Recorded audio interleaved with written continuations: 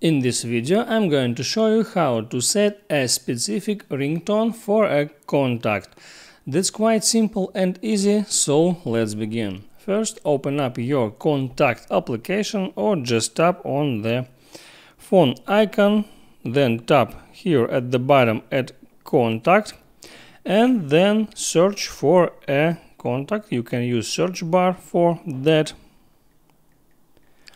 Then select a user and here at the contact page tap on edit. Then scroll down a little and select ringtone. Now it's default.